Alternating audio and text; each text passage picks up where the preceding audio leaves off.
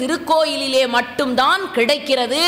மிக மிக மிக அதிகமான பக்கங்களை கொண்ட கோயில் ஒழுகு என்ற நூல். அந்த நூலில்தான் இந்த ரங்க விமானம் எப்படி வந்தது என்பதற்கு ஒரு பெரிய வரலாறு சொல்லுகிறார்கள். சத்தியலோகம் பிரம்மா இருக்கக்கூடிய உலகம். இந்த பிரம்மனுக்கு எப்பொழுதுமே ஆணவம் அதிகம். 4 தலை நமக்கு இருக்கிறது என்று பிற சமயத்தை சார்ந்தவர்கள் நம்மை பார்த்து ஒரு கேள்வி கேட்கிறார்கள். சிவபெருமானை எடுத்தீங்கிறீங்க 5 முகம்ங்கிறீங்க, பிரம்மனை சொன்னால் 4 முகம் என்கிறீர்கள், அறுமுகனை சொன்னால் 6 முகம் என்கிறீர்கள். சரி, கண்கள் 12 என்கிறீர்கள், தோள்கள் 12 என்கிறீர்கள், கரங்கள் 12 என்கிறீர்கள். சரி, காலை மட்டும் ஏன் 2 வச்சிருக்கீங்கன்னு கேட்குறான். பிற சமயத்தவர்கள் நமக்கு சொல்ல தெரியல. இதுக்கு பதில் என்ன பொருள் தெரியுமா? இறைவனுடைய அழகை பார்த்து முக அழகை ரசிப்பதற்காக அவனுடைய முகத்தை 5 முகமாக வைத்தோம். ஈசானம், தத்புருஷம், வாமதேயம், சத்யோஜாதம், அதோமுகம். இதெல்லாம் சிவபெருமானுக்குரிய முகத்தினுடைய வேறு பெயர்கள். அதோமுகம்னு ஒரு முகம், கீழ் நோக்கி இருக்கக்கூடிய முகத்துக்கு பேரு அதோமுகம்னு பேர். முருகப்பெருமான சொல்லவே வேண்டாம். ஏறுமையிலேறி விளையாடு முகம் ஒன்று, ஈசருடன் ஞான மொழி பேசு முகம் ஒன்று, கூறுமடியார்கள் வினை தீர்த்த முகம் ஒன்று, குன்றுருவ வேல் வாங்கி நின்ற முகம் ஒன்று. இது ஒன்று ஒரு அர்த்தத்தை கொண்ட முகம். வெளிப்படையா பாட்டு மட்டும் இல்ல. ஏறுமையிலேறி விளையாடு முகம் ஒன்று, இன்பத்தை மகிழ்ச்சியை தருகிற முகம். ஈசருடன் ஞான மொழி பேசுகிற முகம், ஞானத்தை தருகிற முகம். நாம் இன்பத்தை அனுபவிக்கும் பொழுது ஞானத்தோடு கூடிய இன்பமா இருக்கா? மனசாட்சிக்கு உரிய இன்பமா இருக்கா? பல பேர் மனசாட்சியை வித்துட்டு இப்ப மகிழ்ச்சியை அனுபவிக்கிறான். அந்த இன்பத்தை கொடுக்கல முருகா, எனக்கு இன்பத்தை கொடு, அது ஞானத்தின் அடிப்படையிலான இன்பமாக இருக்கணும்னு அருணகிரிநாத பெருமான் கேட்டார். ஈசருடன் ஞான மொழி பேசும் முகம் ஒன்று, கூறுமடியார்கள் வினை தீர்த்த முகம் ஒன்று. இது கருணை. இன்பம் இருந்தா பத்தாது, ஞானம் இருந்தால் போராறு, கருணையோடு இருக்க வேண்டும். கூறுமடியார்கள் வினை தீர்த்த முகம் ஒன்று, குன்றுருவ வேல் வாங்கி நின்ற முகம் ஒன்று. இது வெற்றி முகம். மாறுபடு சூரரை வதைத்த முகம் ஒன்று, இது வீரமுகம். வள்ளியை மனம் புணர வந்த முகம் ஒன்று. ஒருத்தன் பணம் சம்பாதிக்கலாம், அறிவாளியா இருக்கலாம், மகிழ்ச்சியா உடையவனா இருக்கலாம், கருணை உடையவனா இருக்கலாம். ஆனா இல்லறம் என்ற ஒன்றில்தான் அவன் வாழ்க்கை நிறைவு பெறும் என்பதற்காக வள்ளியை மனம் உணர வந்த முகம் ஒன்று. இப்படி 6 முகமா இருக்கான் முருகப்பெருமான். சரி, இப்படி 5 முகமாகவும் 6 முகமாகவும் இருக்கிற இறைவனுடைய அழகை ரசிப்பதற்காக பல்வேறு முகங்களை நம்முடைய முன்னோர்கள் வைத்தார்கள். அதே போல கரங்கள் அவன் கருணையை அளந்து அளந்து பார்த்து மகிழ்வதற்காக வைத்தார்கள். ஆனால் கடவுள் நினைத்தானாம், என் பக்தன் துன்பப்படுகிற பொழுது இறைவா நான் எந்த காலை பற்றுவது என்று அவன் தடுமாறக்கூடாது என்பதற்காக 2 கால்களை வைத்து எந்த சூழலிலும் இந்த 2 கால்களை பற்றி கொண்டாலே உனக்கு வேண்டிய அருளை நான் தருவேன் என்பதற்காகத்தான் இந்து சமயத்தில் எல்லா கடவுளர்களும் கரங்களை விரிந்து படைத்திருந்தாலும், முகங்களை விரிவாக படைத்திருந்தாலும், கால்களை 2ஆகவே படைத்து நம்முடைய முன்னோர்கள் புராண கதைகளை எழுதினார்கள். அப்படிப்பட்ட சிறந்த தன்மையுடையது பிரம்மனுக்கு 4 முகம். இந்த 4 முகத்தை கொண்ட பிரம்மன் என்ன செய்தானாம்? தவம் செய்தான். திருமாலை நோக்கி தவம் செய்தான். திருமால் ஒரு வகையில பார்த்தால் பிரம்மாவுக்கு தந்தை. ஏன்? உந்தியில் பிறந்தோன் கான் நான்முகன். திருமாலுடைய வயிற்றிலே உந்தி கமலத்திலே தோன்றியவன் நான்முகன். அதனால பிரம்மனுக்கு தந்தை திருமால். திருமாலை நோக்கி தவம் செய்கிறானாம். அப்படி தவம் செய்த காரணத்தினால் அவனுக்கு கிடைத்த பரிசு என்னவென்றால், திருப்பார்கடலிலே இருந்து ஒரு அருமையான தங்க விமானம் ஒன்று புறப்பட்டது. இந்த தங்க விமானத்தை எடுத்து திருமால் பிரம்மனிடத்திலே பரிசாக கொடுத்தார். உன்னுடைய தவத்தை மெச்சி இந்த பிரம்ம விமானத்தை உனக்கு நான் தருகிறேன். இன்று முதற்கொண்டு நீ இதை வழிபட்டால் உனக்கு எல்லா வளமும் நலமும் கிடைக்கும் என்று சொல்லி கொடுத்தார். பிரம்மா பார்க்கடலிலே இருந்து தோன்றிய அந்த அழகான தங்க விமானத்தை கைகளிலே தாங்கி கொண்டு வந்து தன்னுடைய சத்தியலோகத்திலே வைத்தார். சரி, வழிபாடு நடத்தணுமே, கோவில் கட்டுறது பெருசு இல்லை, அதுக்கு 6 கால பூஜை முடியலைன்னா 3 கால நைவேத்தியமாவது செய்யணும் இல்லை. அதனால தான் நம்முடைய பரமாச்சாரிய சுவாமிகள் சொன்னார், சந்திரசேகரர், புதிதாக இனிமேல் கோயில் கட்டுவதை விட இருக்கிற கோயிலை சரியான முறையில் பராமரிப்பதற்கு முயற்சி செய்யுங்கள் என்று சொன்னார். அந்த மாதிரி இந்த விமானம் வந்தாச்சு இப்போ சத்தியலோகத்துக்கு. அதுக்கு யாரை கொண்டு பூஜை செய்வதுன்னு ஒரு பெரிய கேள்வி. அப்ப யார் தோன்றினார்னா சூரியனை அழைத்தான் பிரம்மன். சூரியனை அழைத்து இந்த விமானத்திற்கு பூஜை செய்ய வேண்டிய பொறுப்பை சூரிய பகவானிடத்துல கொடுத்தான். ஆதித்த ஹிருதயன் அவன் அற்புதமாக அந்த விமானத்துக்கு பூஜை எல்லாம் செய்து முடித்தான். சூரியனிடத்திய அந்த பூஜையிலே வியந்து அவனுடைய மகன்தான் மனு. சூரியனுடைய மகன் மனு. அந்த மனு எழுதிய தர்மத்தை தான் மனு தர்மம்னு இன்றைய வரையில நாம சொல்றோம். அந்த மனுவிடத்திலே கூப்பிட்டு ஒரு நாளைக்கு அறிமுகப்படுத்தினான். அன்று தொடங்கி மனு அந்த பூஜையை தொடர ஆரம்பித்தான். சத்தியலோகத்திலே இருக்கக்கூடிய அந்த அழகான தங்க விமானத்தை மனு பூஜிக்க தொடங்கினான். மனுவினுடைய மகன் இட்சுவாகு. இதெல்லாம் வடமொழியில் இருக்கக்கூடிய பெயர்கள். அந்த இட்சுவாகு என்று சொல்லக்கூடிய தன் மகனை அழைத்து மனு அவனிடத்தில் இந்த பூஜையை ஒப்படைத்தான். பெரியோர்களே, இதில் ஒன்று கவனிக்க வேண்டும். ஒரு குடும்பத்தில் குலதெய்வ வழிபாடுன்னு இன்னைக்கு நாம் வச்சிருக்கோம். எதை வழிபடுகிறோமோ இல்லையோ அவரவர்களுடைய குலதெய்வத்தை ஆண்டுக்கு ஒரு முறை கண்டிப்பாக சென்று வழிபாடு நடத்தியே தீரணும். ஏன் தெரியுமா? என்ன காரணத்தினால அப்படி சொன்னான்? குலதெய்வ வழிபாடு நடத்துகிற பொழுது அந்த குலதெய்வத்துக்கு முன்னால போய் நிற்பீங்க. அந்த ஒரு கணம் உங்கள் தாத்தா நின்ன இடம், அது உங்கள் தந்தை நின்ற இடம், உங்கள் தாய் கைகூப்பி தொழுத இடம் என்று குலதெய்வ வழிபாடு உங்கள் முன்னோர் அத்தனை பேரையும் உங்களுக்கு நினைவூட்டுவதனால்தான் ஒருவன் குலதெய்வ வழிபாட்டை ஒரு காலம் மறத்தல் கூடாது என்று நம்முடைய முன்னோர்கள் வைத்தார்கள். நீ சாமியை கும்பிடுறியோ இல்லையோ, கடவுள் நம்பிக்கை இல்லாதவன் கூட குலதெய்வத்தை வழிபட்டான். என்ன நம் முன்னோரை நினைவுபடுத்துகிற ஒரு நேரம் அந்த குலதெய்வ வழிபாடு.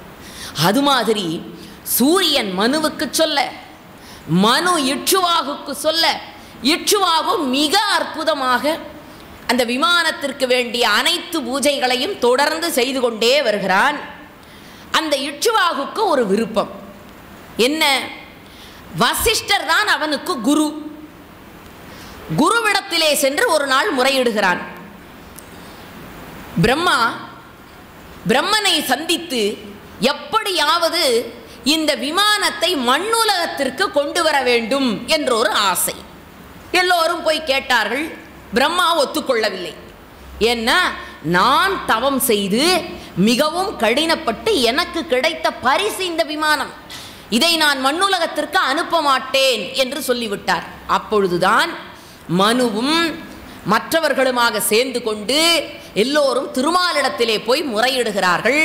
அப்படி திருமாலிடத்திலே முறையிட்ட பொழுது திருமாலே விரும்பி நான் மண்ணுலகத்திற்கு வர விரும்புகிறேன், ஆகவே அயோத்தியிலே தசரதனிடத்திலே போய் நீங்கள் எல்லாம் முறையிடுங்கள், இந்த விமானம் மண்ணுலகத்திற்கு வந்து சேரும் என்று சொன்னார். அதனுடைய அடிப்படையிலேதான் தசரத மன்னனுக்கு இட்சுவாகு இந்த விமானத்தை கொடுக்கிறார். ஆராத அருளமுதம் அமர்ந்த கோயில், அம்புயர் கோணயோதி மன்னன் அடைந்த கோயில். முதலாக இட்சுவாகு குலதனம்னு பேர். இன்னைக்கும் ஸ்ரீரங்க விமானத்திற்கு இட்சுவாகு குலத்தினுடைய சொத்து என்று சொன்னால் பார்க்கடலிலே இருந்து மண்ணுலகத்திற்கு வந்த மிகப்பெரிய சொத்தாக அந்த ரங்க விமானத்தை கருதி தசரதன் அயோத்தியை ஆண்டு கொண்டிருக்கிற பெருமை பொருந்தியவன் அந்த இட்சுவாகு குல தனமாக இருக்கக்கூடிய அந்த விமானத்தை வைத்து வழிபாடு தொடங்குகிறான்.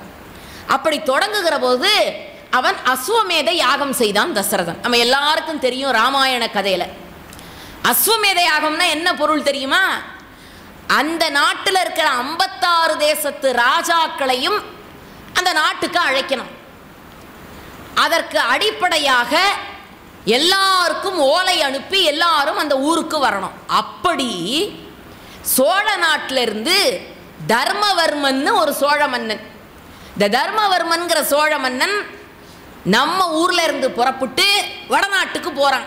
அஸ்வமேத யாகத்தில் பங்கெடுத்து கொள்ள வேண்டும்னு புறப்பட்டு போறான். அப்படி போகிறவன் முதலாக அந்த விமானத்தை பார்த்தான்.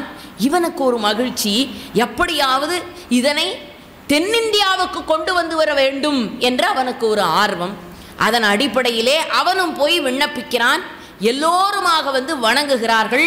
அப்படி தசரதன் தான் வழிபட்ட அந்த விமானத்தை தன்னுடைய மகனாக இருக்கிற ஸ்ரீ ராமச்சந்திரமூர்த்திக்கு பரிசாக கொடுத்து அதை வழிபாடு செய்ய சொல்லுகிறான். வெய்யோ நொழி தன் மேனியில் விரி சோதியில் மறைய பொய்யோ எனும் இளையானோடும் இடையாளோடும் போனான் மையோ மரகதமோ மரிகடலோ மழைமுகிலோ ஐயோ இவன் வடிவென்பதோர் அழியா அழகுடையான் என்று கம்பன் வர்ணித்தானே, அந்த ராமன் இந்த சத்தியலோகத்தில் தோன்றிய அந்த விமானத்தை அன்றாடம் வழிபட்டான். வழிபட்டு வந்த நேரத்தில் தான் சீதா பிராட்டியை ராவணன் கவர்ந்து செல்ல, ராவணனோடு போரிடுவதற்கு உதவியாக வீடணன் உடன் வர, வீடணனுடைய வெற்றி என்று சொல்லுகிற மாதிரி வீடணனுடைய உதவியாலே அவன் அழித்த காரணத்தினால் வீடணனுக்கு ஏதாவது பரிசு கொடுக்கணும்னு ஸ்ரீ ராமச்சந்திரமூர்த்திக்கு ஒரு விருப்பம். அப்பொழுது ஸ்ரீ ராமச்சந்திரமூர்த்தி வீடணனை நோக்கி உனக்கு என்ன வேண்டும்னு கேட்கிறார். அப்பொழுது அவர் கேட்ட பரிசுதான், நீ பிரம்மா வணங்கி மனு வணங்கி இட்சுவாகு குல தனமாக பெற்று தசரத மன்னர் வணங்கி நீ இத்தனை நாள் வழிபாடு செய்து வைத்திருக்கிறாயே, இந்த விமானத்தை எனக்கு பரிசா கொடுன்னு விபீஷணன் கேட்குறான். எல்லாவற்றையும் கொடுத்து கொடுத்து சிறந்தவர் அல்லவா ராமச்சந்திரமூர்த்தி, சரி வைத்துக்கொள் என்று கொடுத்து விடுகிறார். இதை தலையில் சுமந்து கொண்டு விபீஷணன் புறப்பட்டான் வடநாட்டிலிருந்து. அவனுக்கு கொள்ளை மகிழ்ச்சி. இலங்கையில் கொண்டு போய் தன் ஆட்சி செய்கிற அந்த அரண்மனையில் வைத்து இந்த விமானத்தை பூஜிக்க வேண்டும்ங்கிற மகிழ்ச்சியோட தலையில் சுமந்து கொண்டு வருகிறானாம். காவிரி சூழ் பொழில் சோலைகள் நடுவினில் கருமணி துயில்கின்றது. காவிரி கரை ஓரமாக வர்றான், தலையில் சுமந்து கொண்டு வருகிறான் விபீஷணன். வந்த நேரத்தில் மாலை நேரமாகிவிட்டது. சரி, சந்தியாவந்தன பூஜைகள் எல்லாம் செய்ய வேண்டுமே, இதை தலையில் சுமந்து கொண்டு கையில் வைத்துக்கொண்டு எப்படி பூஜை செய்யறதுன்னு தெரியல. அதனால் காவிரி ஆற்று மணல்ல அந்த விமானத்தை சற்று வைத்துவிட்டு அங்கே அவன் தனக்கு வேண்டிய நீர்நிலைகளில் எல்லாம் வேலைகளை செய்து கொண்டிருக்கிறான். அந்த நேரத்தில் விபீஷணன் இந்த விமானத்தை தாங்கி வந்திருக்கிறான் என்ற செய்தி ஏற்கனவே தர்மவர்மா சென்று பார்த்து விட்டு வந்தானா? இது மாதிரி விமானத்தை நம்முடைய நாட்டுக்கு கொண்டு வர வேண்டும் தென்னிந்தியாவுக்கு என்று ஆசைப்பட்டானா? இவனுக்கு இந்த செய்தி கிடைக்க தர்மவர்மா வேகமாக புறப்பட்டு போகிறான். போய் விபீஷணனுடைய பாதத்திலே விழுந்து வணங்கி, ஐயா, இந்த விமானத்தை நீர் எமக்கு தரப்போவதில்லை, குறைந்தபட்சம் ஒரு மாத காலமாவது இந்த காவிரி ஆற்றன் கரையில் இந்த விமானத்தை வையுங்கள், நான் கண்ணார என் நெஞ்சார என் மக்களெல்லாம் இந்த விமானத்தை வழிபட்டு விடுகிறோம், பிறகு நீங்கள் இலங்கைக்கு எடுத்து செல்லுங்கள். நான் சரின்னு விபீஷணனும் ஒத்துக்கொண்டான். மக்கள் எல்லாம் சாறை சாறையாக வருகிறார்கள். அங்கிருக்கிற அரங்கநாத பெருமானை கண்டு வழிபடுகிறார்கள். காவிரி கரையிலேயே ஒரு மாத காலம் மிக அற்புதமான நிகழ்ச்சிகள் நடக்கின்றன. எல்லா வழிபாடுகளும் நடந்து முடிந்து ஒரு மாத காலம் ஆன பிறகு விபீஷணன் அந்த விமானத்தை எடுக்கிறான். வருமா? அவன் எவ்வளோ முயற்சி பண்ணி பார்க்குறான், முடிஞ்சுதா? மண்ணிலிருந்து அந்த எம்பெருமான இவனால் அசைக்க கூட முடியலை. அங்கேயே தங்கிவிடுகள் என்ற ஒரு உணர்வோடு கடவுள் இருப்பதை உணர்ந்து கொண்டான். விழுகிறான், புரளுகிறான், அழுகிறான் விபீஷணன்.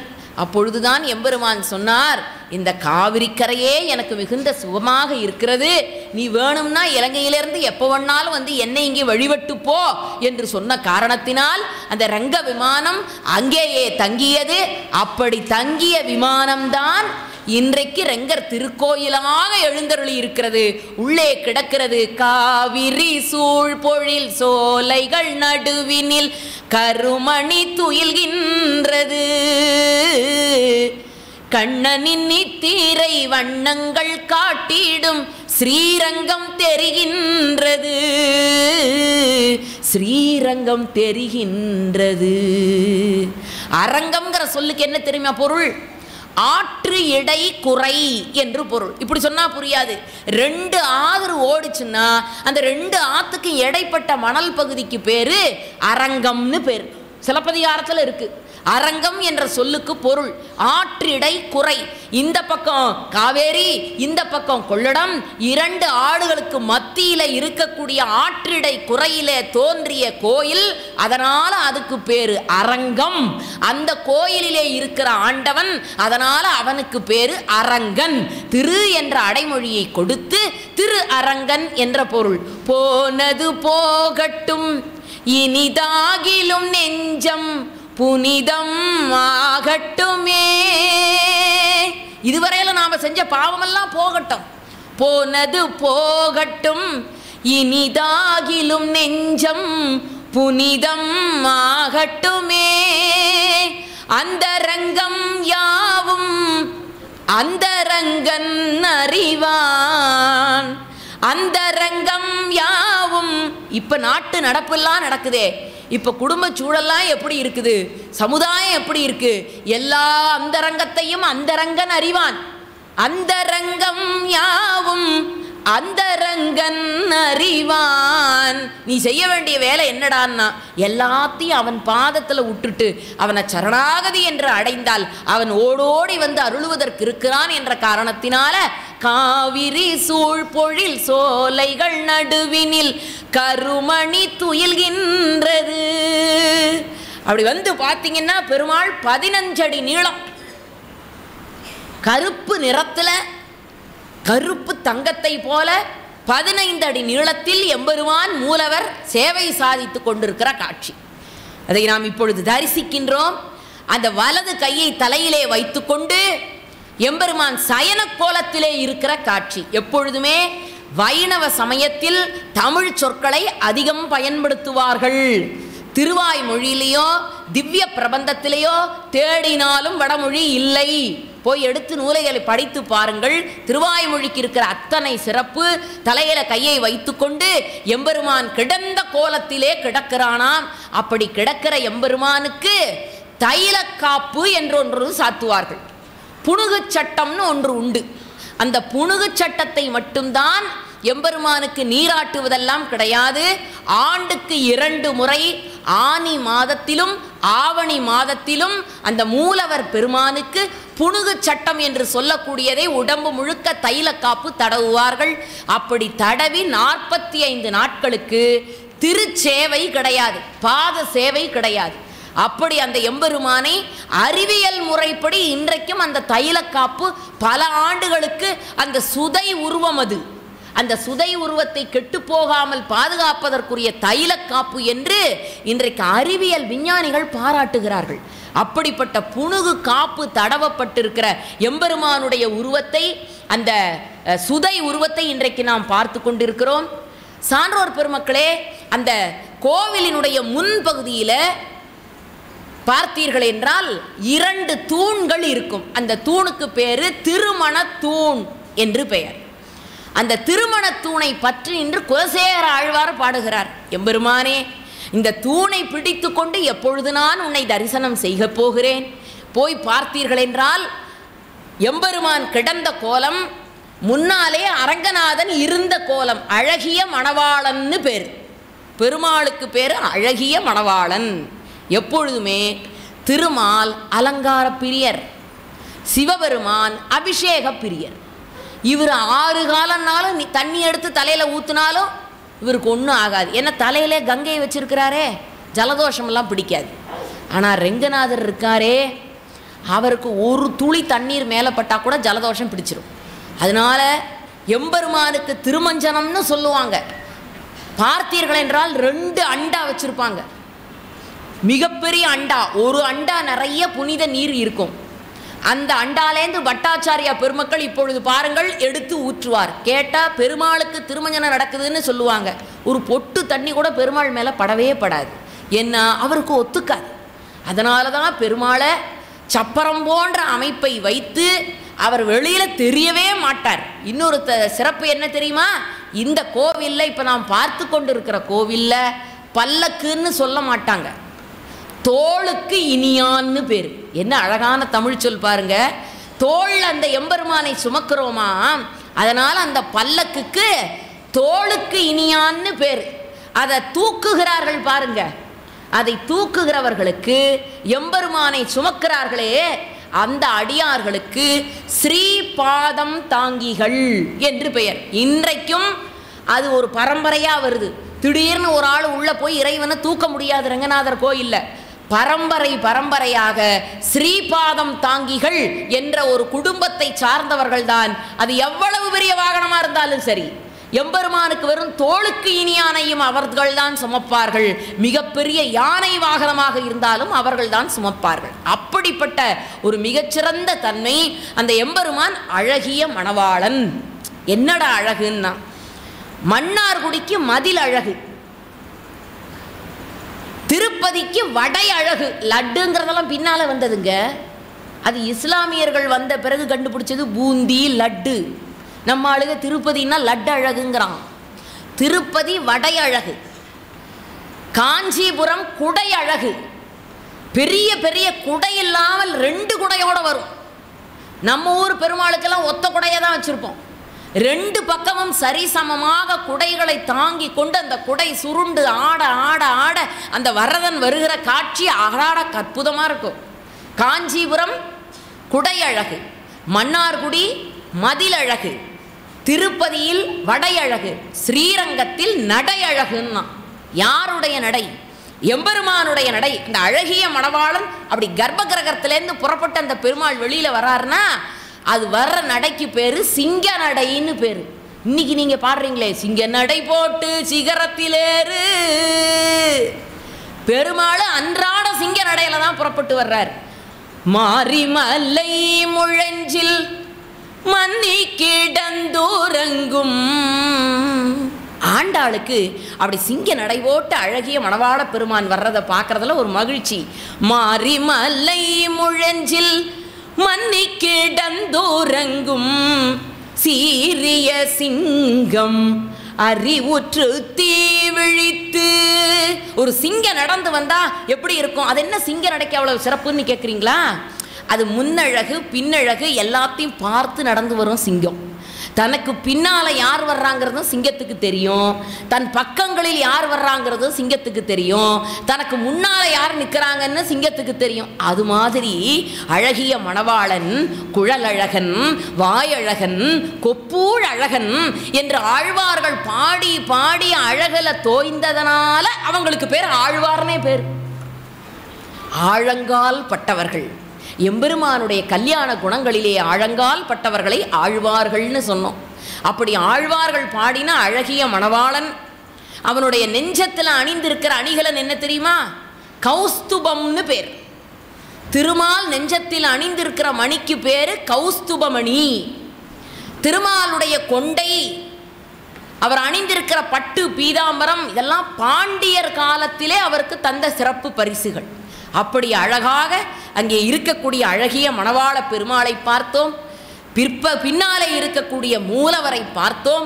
முன்னாலே இருக்கக்கூடிய உற்சவர். இதை தாண்டி செல்வபேரர், யாகபேரர், ஸ்நபனபேரர் என்று சொல்லப்படக்கூடிய மிகச்சிறந்த உருவங்கள் எல்லாம் அந்த கருவறைக்குள்ளே இருக்கிறது. பெரியோர்களே, நம்முடைய முன்னோர்கள் எல்லாம் அந்த கருவறையை மிகச் செம்மையாக வைத்திருந்தார்கள்.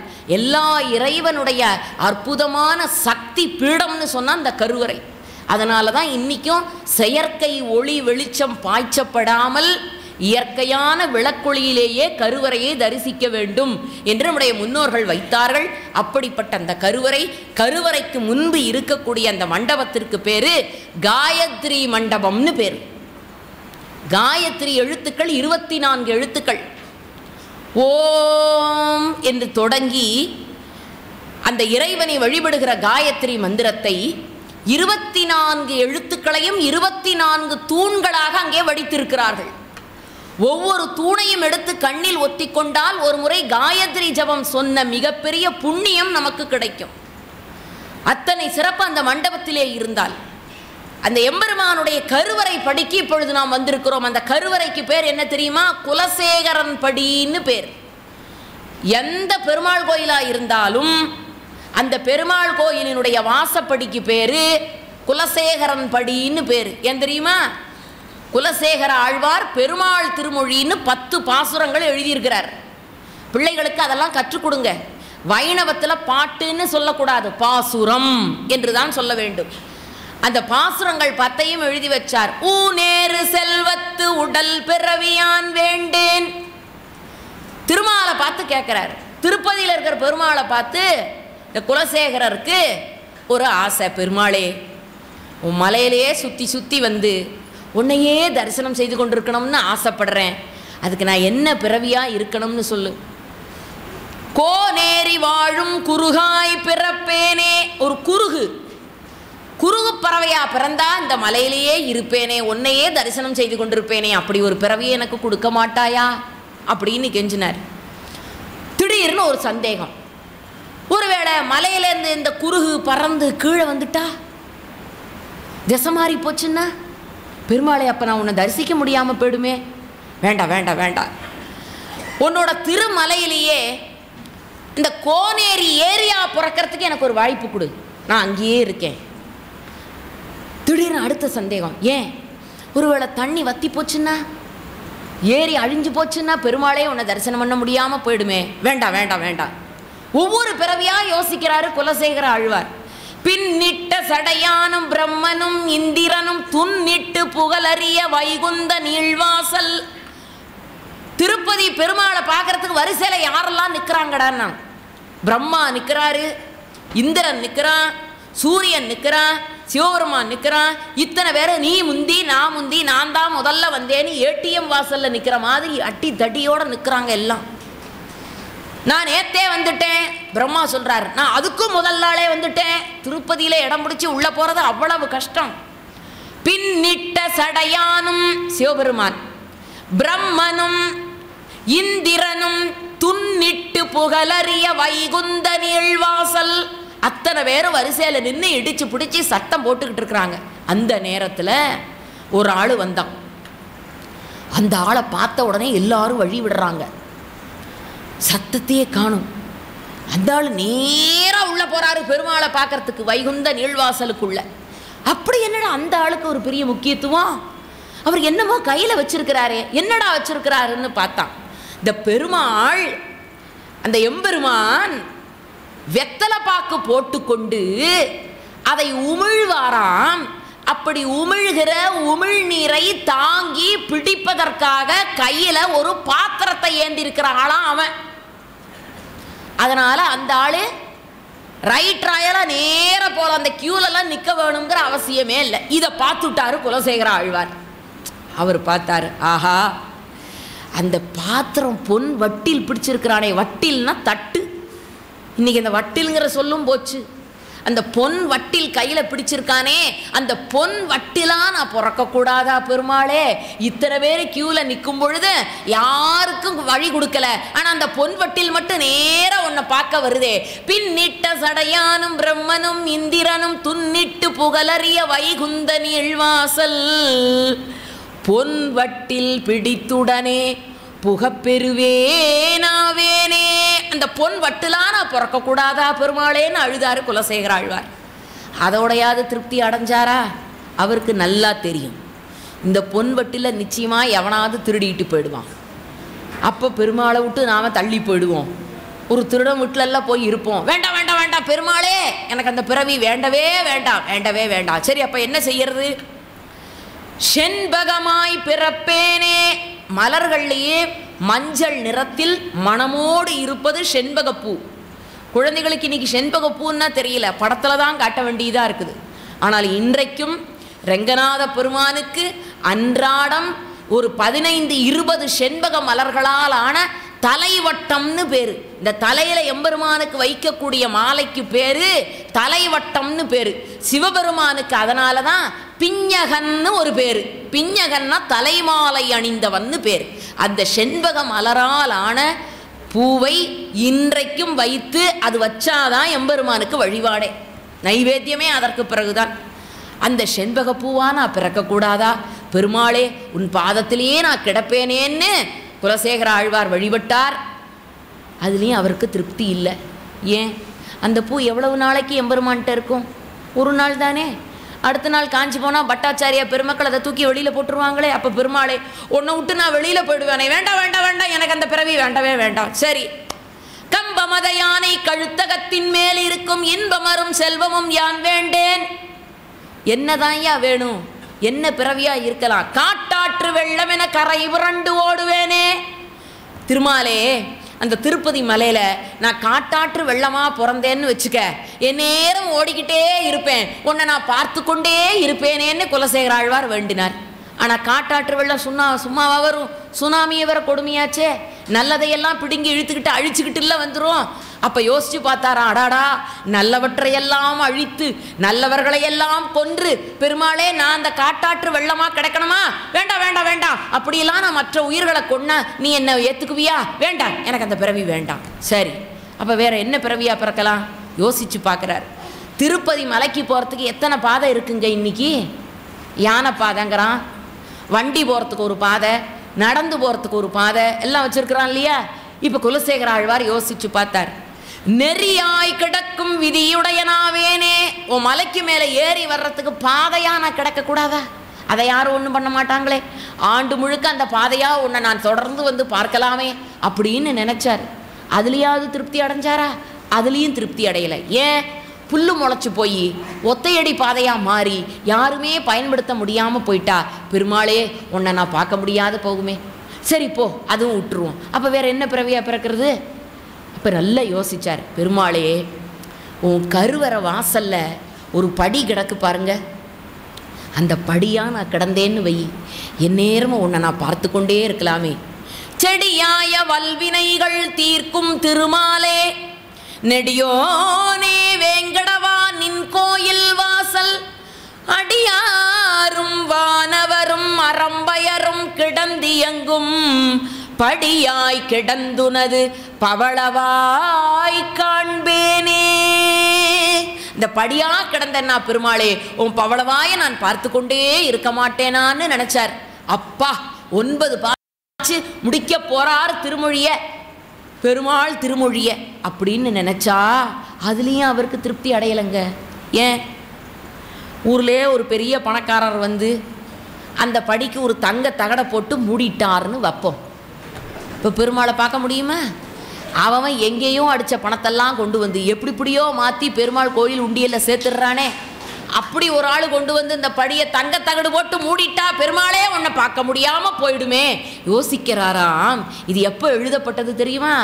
ஏறத்தாழ 10ஆம் நூற்றாண்டில் எழுதப்பட்ட பாட்டு இன்னைக்கு நமக்கு புரியுது. கடைசியில் ஒரு முடிவுக்கு வந்துட்டார் பெருமாள் திருமொழி எழுதின குலசேகர ஆழ்வார். நான் மீனா பிறக்கணும்னு நினச்சேன், தண்ணி வற்றி போயிடும். குறுகா பிறக்கணும்னு நினச்சேன், பறந்து வந்துடுவேன். பொன்பட்டிலா பிறக்கணும்னு நினச்சேன், திருடிக்கிட்டு போயிடுவான். காட்டாற்று வெள்ளமாக பிறக்கணும்னு நினச்சேன், எல்லாரையும் அழிச்சிருவேன். பாதையாக பிறக்கணும்னு நினச்சேன், மறைஞ்சு போயிடுவேன். படியாக கிடக்கணும்னு நினச்சேன், மூடிட்டு போயிடுவான். எம்பெருமான் பொன்மலை மேல் ஏதேனும் ஆவேனேன்னு கடைசியில் அவங்ககிட்டயே விட்டுட்டாரு. ஏதாவது ஒரு பொருளாக என்னை மாற்று, ஆனால் உன்னை விட்டு என்னை பிரிச்சிடாதப்பா எம்பெருமானேன்னு அவன் வழிபட்ட காரணத்தினால இன்னைக்கும் எல்லா பெருமாள் கோயில்லையும் கருவறைக்கு கீழே இருக்கக்கூடிய வாசப்படிக்கு பேரு குலசேகரன் படி. அதை அடுத்த தலைமுறைக்கு படிக்க சொல்லுங்க. தெரியாது இன்னைக்கு பிள்ளைக. அதனால தான் வீட்டு வாசப்படியில் நிற்காத, அங்கே உட்காந்து ஒரு வேலையை செய்யாத, அது இறைவனுக்கு உரிய இடம் என்று நம்முடைய முன்னோர்கள் வைத்தார்கள். இன்னைக்கும் பெருமாள் வெளியில் கிளம்புறாருன்னா அந்த குலசேகரன் படியில் நிறுத்தி வச்சு தான் தீபாராதனை காட்டுவார்கள். அதுக்கு பேர் என்ன தெரியுமா? கண்ணேறு கழித்தல்னு பேர். நான் ஏற்கனவே சொல்லியிருக்கிறேன், ரெங்கநாத பெருமாள் ரொம்ப அழகான பெருமாள். அவரை பார்த்து பார்த்து எல்லாரும் கண்ணு வச்சிருவாங்களாம். அதனால புறப்படும் பொழுதே குலசேகரன் படியில் நிறுத்தி திருவந்தி காப்பு என்று பெயர் மிகப்பெரிய விளக்கை எடுத்து எம்பெருமானுக்கு திருஷ்டி சுத்தி கண்ணேறு கழித்த பிறகுதான் எங்க பெருமாள் வெளியிலே புறப்பட்டு வர்றாரு. அப்படி வருகிற அந்த முதல் சுற்று தெரியுமா? தமிழ்நாட்டிலேயே 7 திருச்சுற்றுக்களை கொண்ட ஒரே கோயில் என்ற பெருமை ஸ்ரீரங்கம் கோயிலுக்கு மட்டும்தான் உண்டு. 7 திருச்சுற்றுக்களும் அது 7மே கோயிலுக்கு சொந்தமான இடம், குறித்து வச்சுக்கோங்க. இன்றைக்கு அது நிறைய இடங்களுக்கு மாறி போச்சு. நிறைய பேர் குடியேற்ற பகுதிகள் வந்தாச்சு, மக்கள் வந்தாச்சு, கடைத்தெருக்கள் வந்தாச்சு, மாறி போச்சு. ஆனால் 7 திருச்சுற்றுக்களும் திருக்கோயிலை சார்ந்த சுற்று. அப்படி முதல் திருச்சுற்றுக்கு பேரு திரு உள்நாழி சுற்று, திருவுள்நாழி சுற்றுன்னு பேரு. நன்றாக தரிசனம் செய்யுங்கள். அந்த எம்பெருமானுடைய கருவறையை ஒட்டி இன்றைக்கு கதவு தாழிடப்பட்டு கிடக்கிற ஒரு திருச்சுற்று. இப்பொழுது அந்த திருச்சுற்றை யாரும் சுற்றுதல் இயலாது. பாதுகாப்பு காரணங்களுக்காக அந்த திருச்சுற்றை பல ஆண்டுகளுக்கு மேலாக, நாங்களெல்லாம் மிகச்சிறிய வயதில் ஒரு 10-12 வயது எனக்கு இருக்கும் பொழுது நான் அந்த திருச்சுற்றை சுற்றி வந்திருக்கிறேன். அதற்கு பிறகு ஏறத்தாழ ஒரு 25-30 ஆண்டுகளாக அந்த திருச்சுற்றை பூட்டி வைத்திருக்கிறார்கள். ஒரு காலத்தில் சப்தாவரணம் என்று சொல்லி எம்பெருமான் அந்த திருவுள்நாடி சுற்றி வந்த பிறகுதான் திருக்கோயிலுக்குள்ள போவார். இன்றைக்கு அந்த திருச்சுற்று பயன்பாட்டுக்கு இல்லாமல் அதை பூட்டி வைத்திருக்கிறார்கள். அதற்கு பிறகு குலசேகரன் படியை கடந்து நாம் வெளியிலே வந்தோம் என்று சொன்னால் எதிரிலே கருடனுடைய சன்னதி இருக்கிறது. பெரிய திருவடி என்று பெயர் கருடனுக்கு. திருமால் கோயிலுக்கு போனீர்கள் என்றால் ஒன்று பெரிய திருவடி கருடன், இன்னொன்று சிறிய திருவடி ஆஞ்சநேய பெருமாள். இவர்கள் இருவரையும் நாம் வணங்காமல் வருதலே கூடாது. அதனால தான் ஸ்ரீரங்கத்தினுடைய முதல் தொடக்கமாக இருக்கிற தெருவுக்கு பெயர் திருவடி தெரு. பாதத்திற்கு அவ்வளவு சிறப்பு. பாதத்திற்கு மட்டுமல்ல, பாதத்தை தாங்கி இருக்கிற பாதுகைக்கு சிறப்பு. வேதாந்த தேசிகன் ஒரு பெரிய அடியார் இருந்தார் ஸ்ரீரங்கத்தில். அவரை ஒரு நாளைக்கு கூப்பிட்டு ஒரு போட்டி வைத்தார்கள். என்ன போட்டி தெரியுமா? ரெங்கநாதரை பற்றி பாடணும்னு சொல்லலை, ரெங்கநாதருடைய திருவடியை பாடணும்னு சொல்லலை. ரெங்கநாதர் திருவடியிலே அணிந்திருக்கிற பாதுகை செருப்பு, அதை பற்றி உம்மால் பாட முடியுமான்னர். அவர் சொன்னார், ஏன் முடியாது? என் அரங்கனை தாங்கி இருக்கிற குரடு போன்ற பாதத்தை வைத்து ஒரு நாள் இரவில் 1000 பாடல்களை எழுதி காட்டுகிறேன் என்று சொன்னார். அப்படி எழுதப்பட்ட நூல்தான் பாதுகா சகஸ்ரம். பாதுகை என்று சொன்னால் பாதத்தை தாங்குகிற செருப்புக்கு பெயர், காலணிக்கு பெயர் பாதுகை. சகஸ்ரம் என்றால் 1000. எம்பெருமானுடைய பாதத்தை தாங்குகிற பாதுகா சகஸ்ரம் என்ற நூலை வேதாந்த தேசிகன் எழுதியிருக்கிறார். பெரியோர்களே, நாம் எல்லாம் கொடுத்து வைத்த புண்ணியம் அந்த நூல்களில் இருக்கக்கூடிய பாடல்களை எல்லாம் படிக்க சொல்லுங்கள். அந்த நூல் நிரம்ப கிடைக்கிறது, அதை எடுத்து படிக்க சொல்லுங்கள். அப்படி எம்பெருமானுடைய திருவடி தாமரை பாதையை வைத்து எழுதப்பட்டது. எதிரிலே இருப்பது பெரிய திருவடியாக இருக்கக்கூடிய கருடன். அந்த கருடனை வணங்கிய பிறகு இப்பொழுது 2ஆம் திருச்சுற்றுக்கு நாம் போகிறோம். அந்த 2ஆம் திருச்சுற்றுக்கு பேரு, முதல் திருச்சுற்று திரு உள்நாழி சுற்று என்று சொன்னேன். அதற்கு மற்றொரு பெயர் என்னவென்றால் தர்மவர்மா திருச்சுற்று என்று பெயர். ஏனென்றால் முதலாக தர்மவர்மா என்ற மன்னன் தான் தென்னிந்தியாவுக்கு வர வேண்டும் என்று விரும்பிய காரணத்தினால் அவனுடைய பெயராலேயே தர்மவர்மா திருச்சுற்று என்று வைத்தார்கள். 2ஆம் பிரகாரத்திற்கு ராஜமகேந்திரன் திருச்சுற்று என்று பெயர். ஒரு காலத்தில் திருக்கோயில்கள் தான் மிகப்பெரிய நீதிமன்றம். அந்த ஊரில் எந்த வழக்குனாலும் அங்கே தான் வந்து தீர்ப்பு கொடுப்பாங்க. திருக்கோயில் தான் ஒரு காலத்தில் கல்வி சாலை. பிள்ளைக்கு அகரம்னு எழுத்து கற்றுக் கொடுக்கணும்னா கோயிலுக்கு அழைத்து வந்து கற்றுக் கொடுத்தார்கள், பள்ளிக்கூடத்துக்கு போகல. ஒரு காலத்தில் திருக்கோயில்கள் தான் மிகப்பெரிய கலைக்கூடம். ராஜராஜ சோழன் தஞ்சை பெரிய கோயிலில் 108 கரணங்களும் முழுசா கட்டாம பாதி குறைச்சி கட்டி வச்சிருக்கிறான்.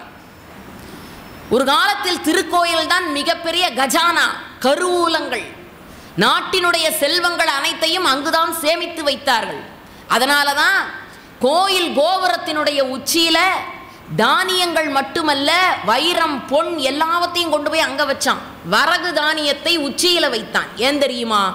பெரிய சுனாமி வந்து இந்த உலகமே அழிஞ்சு போனாலும் அந்த மேலே இருக்கிற கலசம் மிதந்து வந்து அது யார் கையிலையாவது கிடச்சா அதுக்குள்ளே இருக்கிற வரகு பயிர் 1000 ஆண்டுகள் ஆனாலும் கெட்டு போகாது.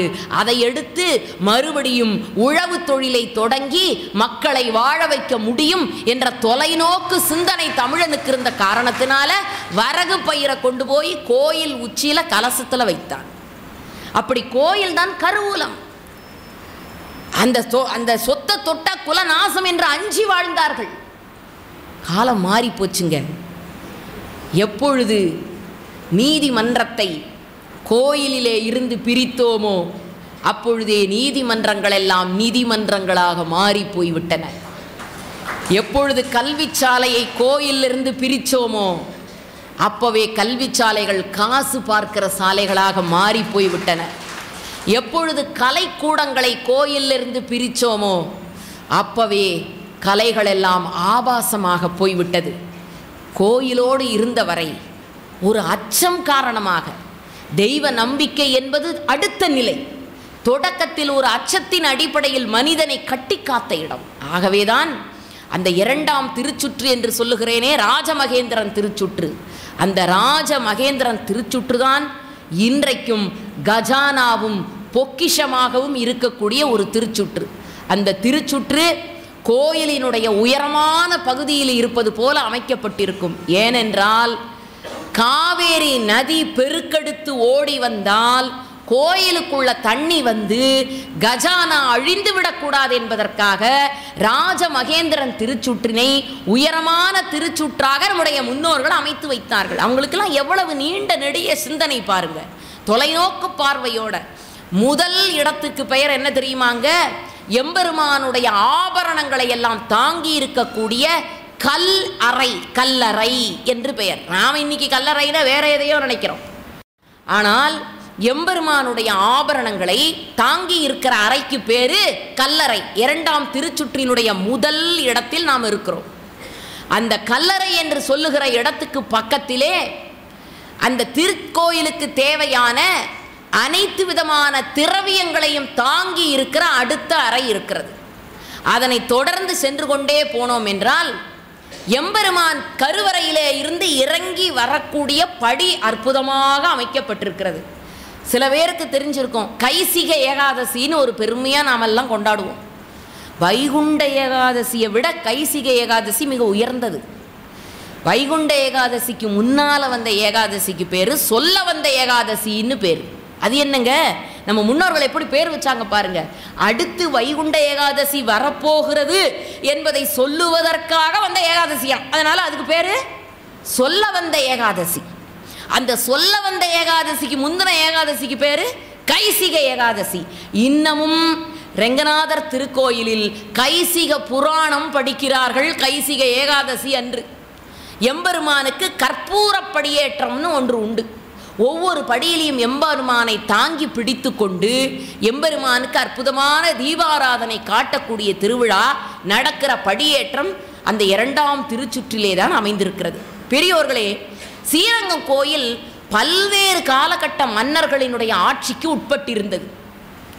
சோழ மன்னர்கள், குறிப்பாக பாண்டிய மன்னர்கள், மாரவர்ம சுந்தரபாண்டியனுடைய காலத்தில் ஏகப்பட்ட கிராமங்களை இந்த கோயிலுக்காக ஏற்படுத்தி கொடுத்து அத்தனை செல்வங்களையும் இவர்களுக்காக எழுதி வைத்து செஞ்சிருக்கிறான்.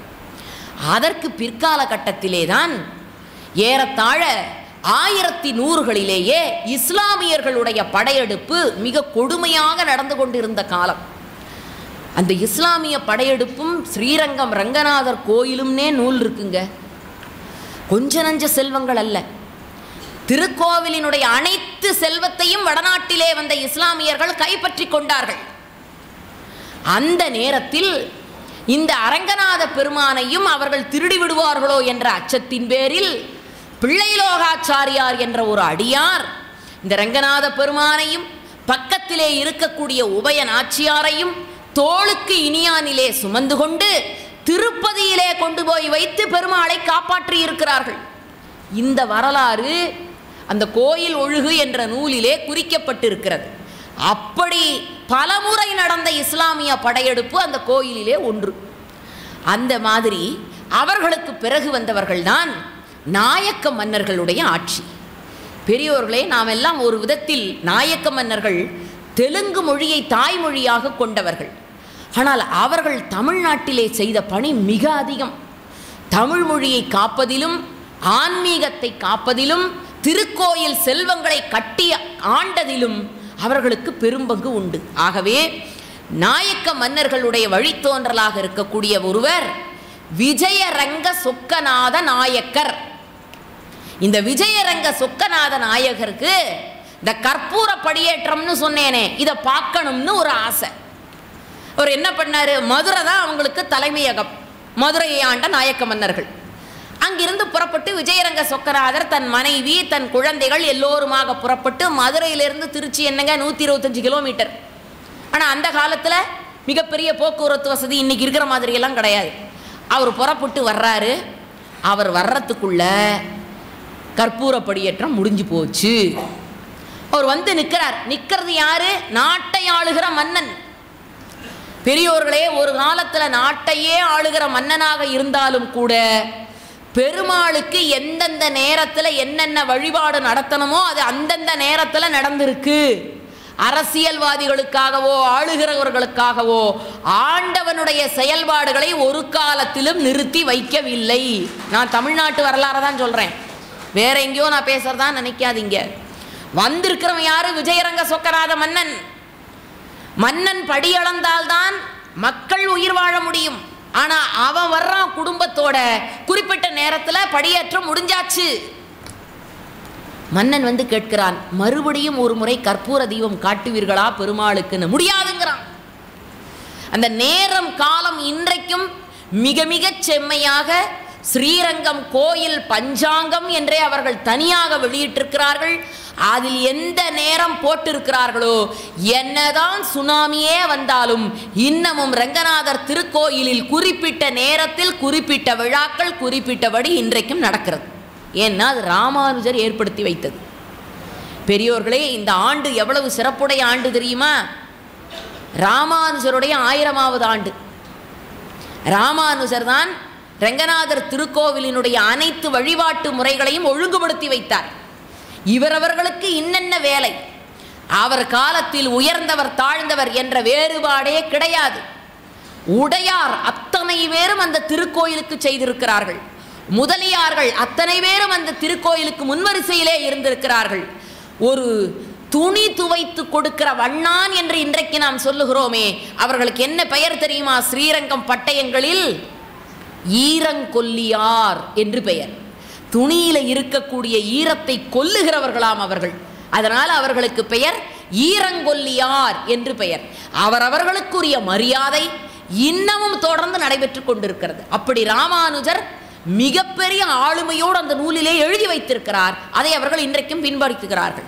அப்படிப்பட்ட சிறப்பு, அந்த தன்மைகளை எல்லாம் கொண்டு இருக்கக்கூடிய தன்மை இன்னொரு முறையெல்லாம் உங்களுக்கு கற்பூரங்களாம் காட்ட முடியாது. வேண்டுமென்றால் ஓராண்டு எங்கள் ஊர்லேயே தங்கி எங்கள் பெருமாளை தரிசனம் செய்து அடுத்த ஆண்டு கற்பூர படியேற்றத்தை நீங்கள் காணலாம்னு கோயிலில் இருக்கிற பெரியவர்கள் சொல்லிட்டார். மன்னன் அங்கேயே தங்கிட்டான். அதனால் இப்பொழுது நாம் இருக்கக்கூடிய 2வது திருச்சுற்றில் ஒரு கண்ணாடி அறைக்குள்ள விஜயரங்க சொக்கநாதர் அவர் மனைவி குழந்தைகளோடு சுதை உருவத்திலே எம்பெருமானை கைகளை நீட்டி அப்படி வணங்குவது போல இருக்கிற காட்சியை இன்னமும் 2ஆம் திருச்சுற்றிலே நாம் பார்க்கலாம். மன்னன் தாம் வேலையெல்லாம் விட்டுட்டு 1 வருஷம் பூரா கோயிலில் தங்குனாங்க. என்ன காரணம்? ஆளுகிறவன் அஞ்சுகிற தன்மையோடு, பழி பாவங்களுக்கு அஞ்சுகிறவனாக, ஆண்டவனுக்கு முன்பு தன்னை முழுமையாக ஒப்படைத்தவனாக இருந்தார். அப்படிப்பட்ட சிறப்பு இந்த 2ஆம் திருச்சுற்றில் தான் இருக்கிறது. அந்த 2ஆம் திருச்சுற்றினுடைய கோடை பகுதிக்கு போனால் அந்த இடத்துக்கு பேரு யாகசாலை என்று பெயர். நாமெல்லாம் நம்ம ஊர் கோவிலில் கும்பாபிஷேகம்னா யாகசாலை கட்டுவோம். கும்பாபிஷேகம் முடிஞ்சது என்னையா பண்ணுவோம்? யாகசாலையை இடிச்சிருவோம். அதை நம்ம நிலப்பா வச்சுருக்கோமா? கிடையாது. ஆனால் ஸ்ரீரங்கம் ரங்கநாதர் கோயில் 2ஆம் திருச்சுற்றினுடைய மூலை பகுதிக்கு பேரு யாகசாலை. அந்த யாகசாலைக்கு பக்கத்தில் இருக்கிற இடம் தொண்டைமான் குறடு. இப்பொழுது நாம் நிற்கிற இடத்துக்கு பேரு தொண்டைமான் குறடு. இதில் என்ன தெரியுமா? நீங்கள் ஆச்சரியப்பட்டு போவீர்கள். ஆண்டுக்கு ஒரு முறை பெருமாளுக்கு என்னெல்லாம் நகைகள் சார்த்துகிறார்களோ, என்னென்ன பட்டாடைகள் இருக்கிறதோ அது அத்தனையும் அந்த தொண்டைமான் கொரடுங்கிற பகுதியில் கொண்டு வந்து வைப்பார்கள். பொதுமக்கள், அதிகாரிகள், வருவாய்த்துறை சார்ந்தவர்கள், ஆளுகிறவர்கள் யார் வேண்டும்னாலும் அன்றைய தினத்தில் அங்கே வரலாம். அவங்க முன்னால் நகைகளை எடை போட்டு பார்ப்பார்கள். சரியா இருக்கான்னு எண்ணி பார்ப்பாங்க. குறைஞ்சு போச்சுன்னா அதுக்கான நடவடிக்கைகள் எடுப்பாங்க. பழுதான பொருள்களை மாற்றி புதிதாக செய்து வைப்பார்கள். இது இன்றைக்கும் நடக்கிறது. இதற்கான ஒரு இடம் தொண்டைமான் கொரடு. ஸ்ரீரங்க திருக்கோயில் ஒரு ராஜாவை போல இருக்கிற மன்னன் ஆளுகிற இடத்தை போல அந்த கோயிலை வைத்தார்கள்.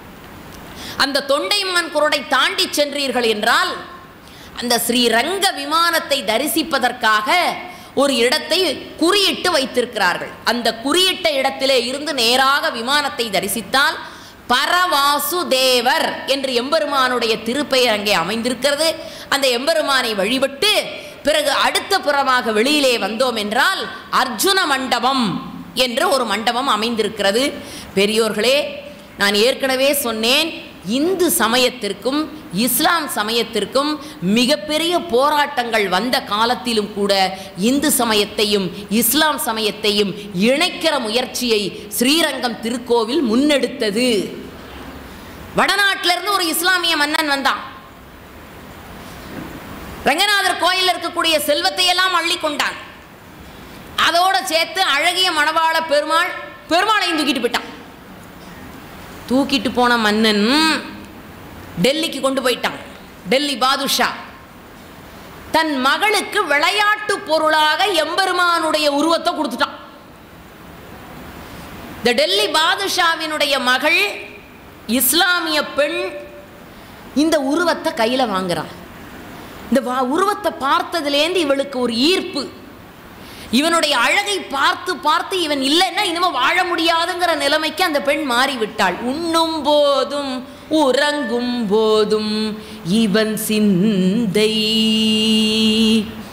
உண்ணும் போதும் உறங்கும் போதும் இவன் சிந்தை, ஒன்றை எண்ணும் போதும் எழும்போதும் இவன் சிந்தை, பேசும் போதும் பேணும் போதும் இவன் சிந்தை, ஒன்றை பூசும் போதும் தொழும் போதும் இவன் சிந்தை. அப்பா டெல்லி பாதுஷா பார்த்தான், இது என்ன எந்த நேரம் பார்த்தாலும் அந்த விக்கிரகத்தை வைத்துக்கொண்டே இருக்கிறாளே இந்த பெண்ணின் இவளுக்கு எரிச்சல். எப்படியாவது இந்த பெண்ணிடத்திலிருந்து இந்த விக்கிரகத்தை பிடுங்கிக் கொள்ள வேண்டும்னு அப்பா நினைக்கிறான். மகள் விட்டபாடு இல்லை. ஸ்ரீரங்கத்தில் இருக்கிற ஊர் பெரியவர்கள் எல்லாம் கூடினார்கள். அரங்கன் இல்லாமல் இது ஒரு அரங்கமா? பாதுஷாவை நேரடியாக சந்தித்து காலில் விழுந்து அழுது பிறண்டாவது அழகிய மணவாளனை வாங்கி கொண்டு வந்து விட வேண்டும்னு அத்தனை பேரும் புறப்பட்டு டெல்லிக்கு போனார்கள். போய் அவன் பாதத்தில் விழுந்து வணங்கி கேட்டார்கள், நீ எதை வேண்டுமென்றாலும் எடுத்துக்கொள் மன்னா, எங்கள் அழகிய மணவாளனை எங்களிடத்தில் கொடுத்து விடுன்னு கேட்டார்கள். அவன் பார்த்தான், ஏற்கனவே தாம் பொண்ணு அந்த விக்கிரகத்தை வைத்து கொண்டு தான் பைத்தியமா அலைகிறார். எப்படா இவளிடத்திலிருந்து இந்த விக்கிரகத்தை பிடுங்குவான்னு அவன் வேலை பார்த்து கொண்டிருந்தான். இவர்களை பார்த்த உடனே சொன்னான், சரி, உங்களால் முடியும் என்றால் என் மகளிடத்திலே இருந்து உங்கள் அழகிய மணவாளனை பிரித்து எடுத்து செல்லுங்கள்னா. இவர்களெல்லாம் ஓடி இவர்களுக்கு தேன் வைந்து பாய்ந்தது போல் இருந்தது. போனார்கள். டெல்லி பாதுஷாவினுடைய மகளிடத்திலே இருந்து அழகிய மணவாளனை பிடுங்கி கொண்டு இவர்கள் ஸ்ரீரங்கத்தை நோக்கி புறப்பட்டார்கள். அந்த பெண் விட்டபாடு இல்லை. அவன் இல்லாமல் நான் இல்லை, என் உயிரே போகும் என்று சொல்லி டெல்லி பாதுஷாவினுடைய மகளும் அரங்கநாதனை தொடர்ந்து வந்து இந்த ஸ்ரீரங்கத்திலேயே உயிர் நீத்தாள். அதனால அவளையும் ரங்கநாத பெருமான் தனக்கு உரிய தேவியாக ஏற்றுக்கொண்டு துலுக்க நாச்சியார் என்ற பெயரோடு இன்னைக்கும் ஸ்ரீரங்கம் கோவிலிலே அவளுக்கு முழு மரியாதை உண்டு. நீங்க என்னையா இஸ்லாம் சமயம் என்று சொல்லுகிறீர்கள்? இந்துவையும் இஸ்லாமையும் இரண்டு கண்களாக பாவித்த தன்மை ஸ்ரீரங்கம் கோயிலில் இன்னைக்கும் இருக்கிறது. துலுக்க நாச்சியார் என்று எம்பெருமான் திருவீதி உலா புறப்பட வேண்டுமென்றால் துலுக்க நாச்சியார் சன்னதி வாசல்ல வந்து நின்று அவளிடத்தில் உத்தரவு பெற்றுக்கொண்டுதான் பெருமாள் வெளியில போறாருயா. பெருமாளே அம்மா கிட்ட தான் உத்தரவு வாங்கிட்டு போறாருன்னா நாமெல்லாம் என்ன செய்யணும்னு பார்த்துக்கங்க. அதுக்கு என்ன பொருள் தெரியுமா? ஒன்றும் இல்லைங்க, இதில் ஆணவம் இல்லை, நீ பெரியவனா நான் பெரியவனாலாம் இல்லை. வீட்டை பார்த்துக்கன்னு அவகிட்ட ஒப்புதல் கொடுத்துட்டு போகிறார். இது ரங்க விமானம், இட்சுவாகு குல தனம் இல்லையா? அந்த தனத்தை தனத்துக்கிட்ட தானே கொடுத்துட்டு போக முடியும். அதனால் அவளிடத்திலே ஒப்படைத்து விட்டு நான் வெளியில் செல்லுகிறேன் என்று இன்றைக்கும் உத்தரவு வாங்கி கொண்டு எம்பெருமான் புறப்படுகிறார். அதில் இன்னொரு சிறப்பு தெரியுமோ? ரங்கநாதருக்கு பிடித்த ஆடை லுங்கி. ஆமாங்க, இன்னைக்கும் சிவப்பு நிறத்தில் கோடு போட்டு இஸ்லாமியர்கள் அணிகிற ஆடையைத்தான் இறைவன் ரங்கநாதர் விரும்பி அணிகிறார். இதை விட வேற என்னங்க இஸ்லாமத்தையும் இந்துவையும் இணைக்கிற ஒரு பெரிய வேறுபாடு இல்லாத தன்மை வேணும்? பெருமானுக்கு முதல் நைவேத்தியம் என்ன தெரியுமா? ரங்கநாதர் திருக்கோயிலிலே வந்து பார்த்தீர்கள் என்றால் பருப்பும் ரொட்டியும். ரொட்டி சாப்பிட்றவங்க யாரு? இஸ்லாமியர்கள், வடநாட்டை சார்ந்தவர்கள். அப்படி ரொட்டி தயாரித்து இன்னைக்கும் காலையில முதல் நைவேத்தியம் ரொட்டி. அவ்வளவு அருமையாக பருப்பும் ரொட்டியும் தயாரித்து எம்பெருமானுக்கு நைவேத்தியம் செய்கிறார்கள். எதற்கு சொல்லுகிறேன் என்றால், சமயங்களை கடந்து சமய ஒருமைப்பாட்டை நோக்கி இந்தியா பரஞான நிலையை உலகத்திற்கு அளிக்கும் என்று பாரதி சொன்னானே, அது நிதர்சனமான உண்மை. வேறுபாடு இல்லாமல் தான் அத்தனை பேரும் வழிபடுகிற முறையை வைத்தார்கள். இஸ்லாமிய சகோதரர்கள் அந்த திருக்கோயிலுக்கு செய்திருக்கிற மிகப்பெரிய தொண்டுகள் அதிகம். அத்தனையும் தாங்கி இருக்கக்கூடிய அர்ஜுன மண்டபத்தினுடைய எல்லையிலே துலுக்க நாச்சியார் என்றொரு பெண் இருக்கிறாள். இன்றைக்கும் நீங்கள் வழிபட முடியும். அவளுக்கு பக்கத்திலே சேரகுலவல்லி நாச்சியார், சுதை உருவத்திலே இருக்கக்கூடிய அற்புதமான தெய்வம். அவளையும் வழிபட்டு பிறகு நீங்கள் இறங்கி வந்தால் கிளி மண்டபம் என்றொரு மண்டபம் இருக்கிறது. இதுவும் சொல்லுகிறேன், நான் சிறிய வயதில் 10-15 ஆண்டுகளுக்கு முன்பு நிறைய கிளிகளை கோயிலுக்குள் வளர்த்தார்கள். உயிரினங்களை பாதுகாக்கிற மிகப்பெரிய உயிரின காட்சி சாலையாக ஸ்ரீரங்கம் திருக்கோயில் இருந்திருக்கிறது. உள்ளுக்குள்ளே பசுவிற்கென்று ஒரு இடம், கிளிகளை கூட்டம் கூட்டமாக வளர்த்தார்கள். ஆனால் இன்னைக்கு என்ன தெரியுமா? மரமும் இல்லை, கிளியும் இல்லை, கிளி கூண்டு மட்டும் தொங்குகிறது. கிளி மண்டபம் என்ற ஒரு பலகை மட்டும் அங்கே எழுதி வைத்திருக்கிறார்கள். எவ்வளவு கொடுமை! இதெல்லாம் நம் காலகட்டத்தில் பார்க்கிறோம். ஒன்று சொல்லுகிறேன் பெரியோர்களே, எந்த ஒரு மகோன்னத சக்தியும் நம் காலத்தில் நம் கண்ணெதிரிலே அழிவதை பார்ப்பதற்கு நம் பாடுபடும். நமக்கு பிறகு அழிந்தால் கூட நமக்கு தெரியாமல் போய்விடும். ஆனால் நம் கண்ணெதிரிலேயே நம்முடைய சிறப்பு அழிவதை பார்க்கிற பொழுது மனம் வேதனைப்படுகிறது. கிளிச்சோழன் என்பவன் அந்த திருக்கோயிலை கண்டெடுத்ததாக ஒரு வரலாறு இருக்கிறது. ஏனென்றால் இன்றைக்கு நாம் பேசுகிறோம் சுனாமின்னு, இதெல்லாம் புதுசு இல்லைங்க. நம்ம ஆளுகளுக்கு 2000 வருஷத்துக்கு முன்னாலேயே சுனாமி வந்திருக்கு. ஆனால் அதுக்கு பேரு சுனாமின்னு இல்லை, ஆழி பேரலை, கடல்கோள் அப்படின்னு படிச்சிருப்பீங்க இலக்கியங்களில். கடல் கோள் என்றால் என்ன பொருள்? கடல் பொங்கி வந்து கொண்டு போனது. அதனால அதுக்கு பேரு கடல் கோள் அப்படின்னு வச்சான். 2000 வருஷத்துக்கு முன்னால இருந்தது. இன்னைக்கு நாம சொல்றோமே குமரி கண்டம், அந்த குமரி கண்டம் அதோட இல்லைங்க, அதற்கு பிறகுதாங்க குமரி கண்டமே தொடங்கியது. ஒரு காலகட்டத்தில் குமரி கண்டம் இருந்ததுங்கிறான்.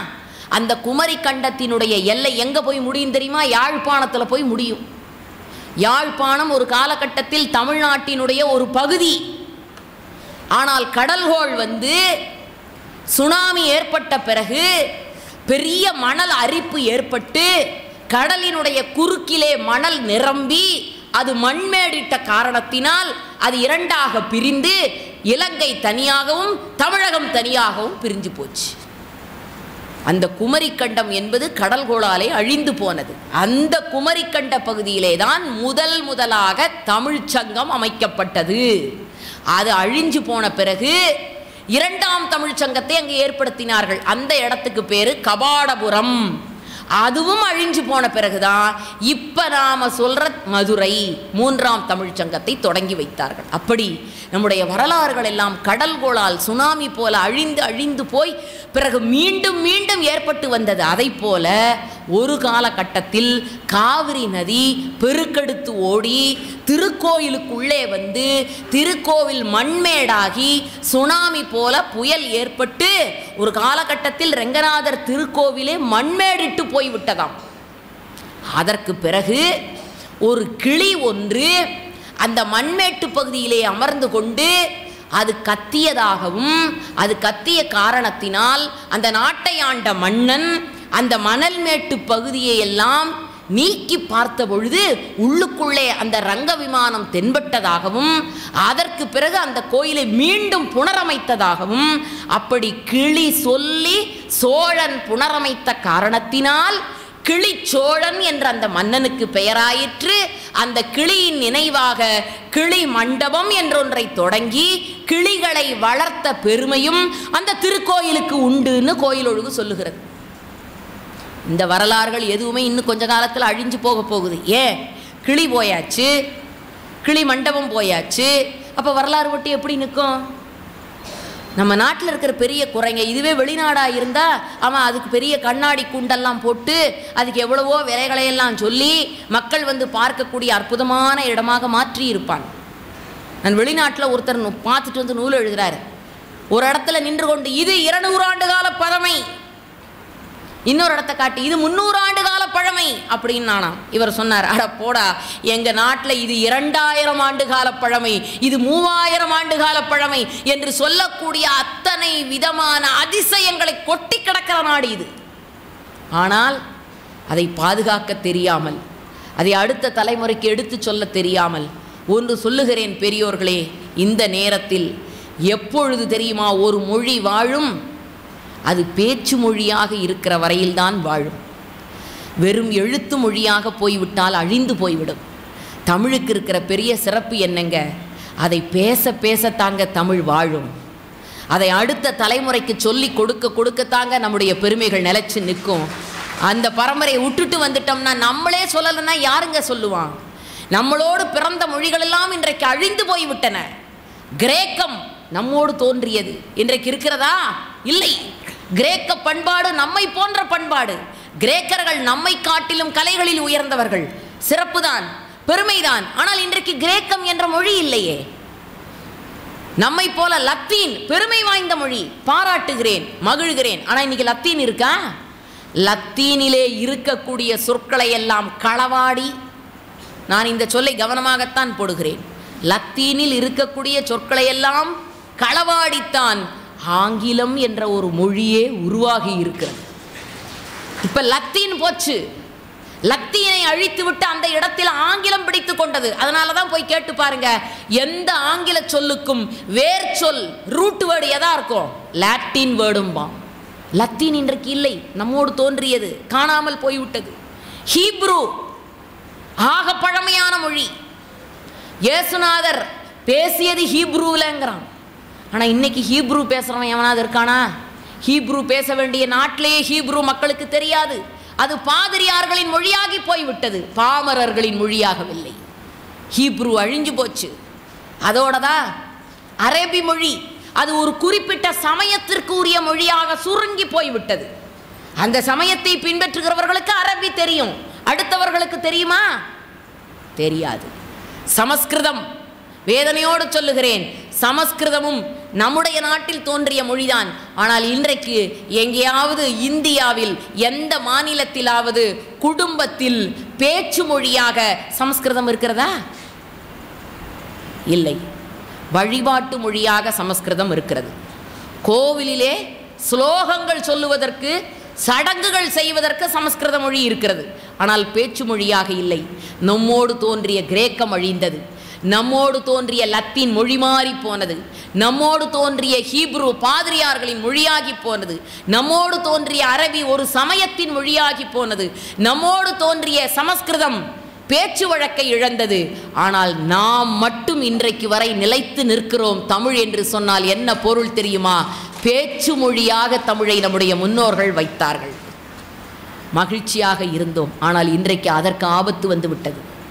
இஸ்லாமிய படையெடுப்புகளை கூட நாம் தந்தித்து விடலாம், டச்சுக்காரர்களை கூட நாம் விரட்டி விடலாம். ஆங்கிலேயர்களை கூட நாம் தள்ளி விடலாம், ஹிந்தி எதிர்ப்பு போராட்டத்தில் கூட நாம் வெற்றி பெற்று விடலாம். ஆனால் தமிழை தமிழர்களிடமிருந்து எப்படி காப்பாற்றுவது என்பதுதான் எனக்கு தெரியும். மொழி கொலை அவ்வளவு மோசமாக நடைபெற்று கொண்டிருக்கிறதே. அந்த பண்பாட்டை எல்லாம் எது பதிந்து வைத்திருக்கிறது? நம்மிடத்தில் இருக்கிற திருக்கோயில் செல்வங்கள் தானே. அதனால்தான் கோயிலிலே வந்து பாட்டு கற்றுக் கொடுக்கிற முறைகளை வைத்தான். எம்பெருமானுக்கு முன்பு பாடலை சொல்ல வேண்டும் என்று சொன்னான். அதனால்தான் தொண்டரடி பொடி ஆழ்வார் சொன்னார், பச்சை மாமலை போல் மேனி பவளவாய் கமலச் செங்கண் அச்சுதாமரர் ஏரே ஆயர்தம் கொழுந்தே என்னும் இச்சுவை தவிர யான் போய் இந்திரலோகம் ஆளும் அச்சுவை பெரினும் வேண்டேன் அரங்கமா நகருளானே என்று தொண்டரடிப்பொடி ஆழ்வார் எழுதினார்னா அந்த செல்வம் அங்கே இருந்ததுன்னு. இன்னைக்கு அந்த கிளி சோழன் கட்டி வைத்திருந்த அந்த கிளிமண்டபம் களையிழந்து கிடக்கிறது. இரண்டாம் திருச்சுற்றினுடைய எல்லை பகுதியில் இருக்கக்கூடிய ஒரு அழகான கிருஷ்ணர் திருக்கோயில், அவசியம் நீங்கள் பார்க்க வேண்டிய ஒரு கிருஷ்ணர். ஏன், அந்த கிருஷ்ண விக்கிரகத்துக்கு பக்கத்தில் அவரை பெற்றெடுத்த தாய் தந்தையர், வளர்த்தவர்களை சொல்லல, பெற்றெடுத்த தாய் தந்தையர் வசுதேவரும் தேவகியும். அந்த தேவகிக்கு என்ன பாடுபட்டிருப்பாங்க. கண்ணனை தூக்கி இடுப்பில் வைத்து கொண்டிருக்கிறாளாம் யசோதை. அதை அழக பார்க்க போனாலாம் தேவகி.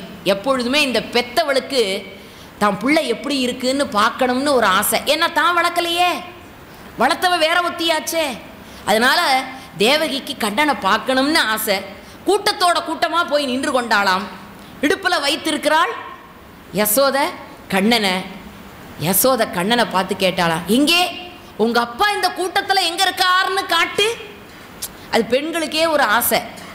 தனக்கு உரியவன் இந்த கூட்டத்தில் எங்கே இருக்கான்னு பார்த்து கண்டுபிடிச்சி கரெக்டாக ஆட்சி போய் அங்கே போய் நின்றுவாங்க. அது எவ்வளவுதான் கூட்டம் ஜாஸ்தியாக இருந்தாலும் அவங்க கவனமாக கண்டுபிடிச்சிருவாங்க. அது மாதிரி இடுப்பிலே குழந்தையை வைத்துக்கொண்டு யசோதை கேட்டாளாம், இங்கே உன் தந்தை இந்த கூட்டத்தில் எங்கே இருக்கிறார் கண்டுபிடி பார்ப்போன்னு. அந்த குழந்தை இப்படி தேடிக்கொண்டே வந்தானாம் கிருஷ்ணன். தேவகிக்கு மனசு படக்கு படக்குன்னு அடிச்சுக்குதான். தன் கணவர் வசுதேவரே இந்த குழந்தை காட்டிட மாட்டானா, தன் கணவரை தந்தைன்னு காட்ட மாட்டானான்னு தவிக்கிறாளாம். அந்த குழந்தை காட்டலை. அத்தனையும் தாண்டி நந்தகோபனை காட்டுறான். ஏன், அவன் தானே வளர்த்த தந்தை, இந்த குழந்தைக்கு அதானே தெரியும். அதனால தான் ஆண்டாள் நாச்சியார் பாடினாள், ஏறார்ந்த கண்ணி யசோதை இளம் சிங்கம். இந்த ஏறார்ந்த கண்ணி யசோதைக்கு பெரிய கண்ணு. ஏண்டான்னா அந்த அழகா இருக்கிற கிருஷ்ணனை பார்த்து பார்த்து பார்த்து அழகா இருக்கிற ஒன்றை பார்க்க பார்க்க நாமளும் அழகா மாறிடுவோமா. கிருஷ்ணனை பார்த்து பார்த்து யசோதையினுடைய கண்களும் அழகா மாறியதாம். ஏறார்ந்த கண்ணி யசோதை இளம் சிங்கம் கார்மேனி செங்கண் கதிர்மதியம் போல் முகத்தான். அவ்வளவு அழகான கிருஷ்ண விக்கிரகம் அந்த திருசன்னதியில் இருக்கு. பக்கத்தில் அப்பா. இந்த அப்பா கையில் என்னடா வச்சிருக்கிறாருன்னா ஒரு பார்க்குடம், இந்த கையில் பால ஆடை. இதெல்லாம் அடுத்த தலைமுறையில் இருக்காது. போய் எங்கேயாவது எக்ஸிபிஷனில் தான் நீங்கள் காட்டியாகணும். இன்னைக்கு எந்த குழந்தை பாலாடைன்னா தெரியுமாம்மா? குழந்தைக்கு பாலை கொடுப்பதற்காக நம்முடைய முன்னோர்கள் பால் சங்கு போன்ற ஒரு வடிவத்தில் ஒரு பொருளை தயாரித்து அதில் கொஞ்சம் கொஞ்சமாக பாலை ஊற்றி அந்த குழந்தைக்கு கடைவாயொழுக ஊற்றுவதற்காக முன்னோர்கள் வைத்திருந்த ஒரு கருவி பாலாடை. அதை கிருஷ்ணனுக்கு பாலை கொடுக்கறதுக்காக வசுதேவர் கையில் பார் குடத்தையும் ஒரு கையில் பால் ஆடையையும் வைத்துக்கொண்டு தந்தை குழந்தையின் முகத்தை பார்ப்பது போல இருக்கிற ஒரு அழகான விக்கிரகம் அந்த கிருஷ்ணன் சன்னதி. அந்த கிருஷ்ணன் சன்னதியிலே இருந்து இறங்கி வந்தீர்கள் என்றால் பெரிய வெங்கடாஜலபதியினுடைய வடிவத்தை சுதை உருவமாக வர்ணையாக அங்கே வடித்து வைத்திருக்கிறார்கள். இப்படிப்பட்ட அற்புதமான சன்னதிகளையெல்லாம் கொண்ட திருச்சுற்றுதான் ராஜமகேந்திரன் திருச்சுற்று என்று சொல்லக்கூடிய இரண்டாவது திருச்சுற்று. இந்த திருச்சுற்றை தாண்டி வெளியிலே வந்தால் அணியரங்கன் முற்றம் என்று பெயர். ஒரு திருக்கோயிலுக்கு கொடிமரம் ரொம்ப முக்கியம். எந்த கோயிலாக இருந்தாலும் நீங்கள் கவனித்திருக்கிறீர்களா? கொடிமரத்தினுடைய கொடி திருக்கோயிலினுடைய உள்பக்கத்தை பார்த்த மாதிரி இருக்கும். எந்த கோயிலையும் கொடி இப்படி இருக்காது, வெளிப்பக்கத்தை பார்த்து கருவறையை நோக்கி அந்த கொடி இருக்கும். அதற்கு என்ன பொருள்? நீ போக வேண்டிய திசை இங்க என்று நம்மை வழிப்படுத்துவதற்காக கோயில்கள் தோறும் கொடிமரத்தை வைத்தார்கள். பலிபீடத்தை வைத்தான். ஏன் தெரியுமா? கோயிலுக்குள் போவதற்கு முன்பு நீ செய்த பாவங்களை எல்லாம் அந்த பலிபீடத்தில் பலியா கொடுத்துட்டு பிறகு உள்ள போடா என்பதற்காக. ஒன்னொன்னிலும் 1000 பொருள் இருக்குங்க. கோயிலை சொல்லுகிற பொழுது வலம் வருதல்னு சொல்லணும். வலம்ங்கிற சொல்லுக்கு என்ன பொருள் தெரியுமா? வெற்றி என்று பொருள். உங்களுக்கு வலது பக்கமா கோயில் இருக்கிற மாதிரி சுத்தி வரணும். பல பேர் அப்பிரதட்சணமா இப்படி திருப்பி சுத்துவான், இடது பக்கமாக சுற்றுவான். அதுவும் செய்யலாம். எப்பன்னா ஏதாவது ஒரு விரதத்தை மேற்கொண்டு, எம்பெருமானே நான் எடுத்திருக்கிற இந்த காரியம் முடிய வேண்டும் என்றால் நான் உனக்கு திருப்பி சுற்றுகிறேன் என்று வேண்டிக் கொண்டு சுற்றுவதற்காக நம் முன்னோர்கள் ஏற்படுத்தி வைத்த ஒரு அமைப்பு. அப்படிப்பட்ட அந்த மிகப்பெரிய தங்கத்தாலான கொடிமரம் அந்த அணியரங்கன் முற்றம் என்ற இடத்திலே மிக அற்புதமாக அமைக்கப்பட்டிருக்கிறது. அந்த திருச்சுற்றினுடைய வாசலிலேதான் இப்பொழுது நாம் புறப்பட இருக்கிறோமே, ஆலிநாடன் திருச்சுற்று. அந்த திருச்சுற்றிலேதான் நாம் காலம் காலமாக வேண்டி எம்பெருமானை அடைய வேண்டும் என்று சொல்லுகிற சொர்க்க வாசல் என்று சொல்லக்கூடிய வைகுண்ட பதத்தை தருகிற தன்மை வாசல் அந்த வாசலிலே தான் இருக்கிறது. அதற்கு என்ன பொருள்னா, எதுக்குங்க வைகுண்ட ஏகாதசி பரமபத வாசல் திறப்பு? நம்மள மாதிரி பாவம் செஞ்ச பிறவி உலகத்தில் இருக்கவே இருக்காது. எத்தனை பாவங்களை செய்திருக்கிறோம். 1 2 தெரிந்த பாவம், தெரியாத பாவங்கள் அத்தனையும் வைத்திருக்கிறோம். ஒரு 3 அட்டைப்பெட்டி, ஒவ்வொரு அட்டைப்பெட்டி வெளியிலையும் ஒரு அறிவிப்பு எழுதியிருந்தான். முதல் அட்டைப்பெட்டி வெளியில் அறிவிப்பு, இதற்கு கொடுக்கில் விஷம், திறந்து பார்த்தே ஒரு தேளு, மூடிட்டேன். அடுத்த அட்டைப்பெட்டி வெளியில் அறிவிப்பு, இதற்கு பல்லில் விஷம், திறந்து பார்த்தே பாம்பு. அடுத்த அட்டைப்பெட்டி வெளியில் அறிவிப்பு, இதற்கு உடம்பெல்லாம் விஷம். மனுஷனாத்தான் இருப்பான்னு நினச்சி திறந்து பார்த்தா முகம் பார்க்குற கண்ணாடி இருக்குது. எட்டி பார்த்தேன், ஏன் முகமே எனக்கு அதில் தெரிஞ்சுது. அப்போ நமக்கு எதிரி வெளியில் இல்லை. நாளைக்கு காலையில் 6 மணிக்கெல்லாம் எழுந்து குளிச்சுட்டு பச்சை தண்ணியில் குளிச்சுட்டு பாவை பாடல் சொல்லணும்னு இப்போ மனசு நினைக்கும். ஆனால் நாளைக்கு காலையில் அதை செய்வோமான்னா செய்ய மாட்டோம். யாராவது உங்கள் கையை கட்டி போட்டாங்களா? யாராவது உங்களை எழும்ப விடாமல் அடித்தாங்களா? மனம், இந்த மனம் இப்பொழுது நினைக்கிற மாதிரி நாளைக்கு நினைக்கும்னு சொல்ல முடியாது. அப்படிப்பட்ட இந்த மனத்தை அடக்கி ஒரு புள்ளியில் கொண்டு வந்து நிறுத்தி அந்த பரமபத வாசல் வெளியாக வருவதற்கு ஆண்டவன் தன்னையே ஒரு அடியானாக மாற்றிக்கொள்ளுகிறான். அப்படிப்பட்ட திருவிழாவுக்கு பேருதான் வைகுண்ட ஏகாதசி பெருவிழா. அந்த பெருவிழால வைகுண்ட வாசலுக்கு முன்னால ஒரு மண்டபம் இருக்கிறது. பெரியோர்களே, இந்த 3ஆம் திருச்சுற்றினுடைய இந்த மண்டபம் ரொம்ப ரொம்ப முக்கியமான ஒரு மண்டபம். என்ன மண்டபம்னு கேட்டால், விரஜா நதின்னு ஒரு நதி அடியில் ஓடிக்கொண்டிருக்கிறதாம். நாமெல்லாம் இறந்து போன பிறகு மேல்லோகத்துக்கு நம்ம ஆத்மா போனால் இந்த ஆத்மாவை அப்படியே இறைவன் ஏற்றுக்கொள்ள மாட்டான். அங்கே விரஜா நதி என்ற ஒரு நதி வைகுண்டத்துக்கு வாசல்ல ஓடிக்கொண்டிருக்கிறதாம். அந்த விரஜா நதியில் குளித்து பாவங்களை எல்லாம் கழித்த பிறகுதான் புனித ஆத்மாவாக வைகுண்டத்துக்கு போகும்னு புராணங்கள் சொல்லுகிறது.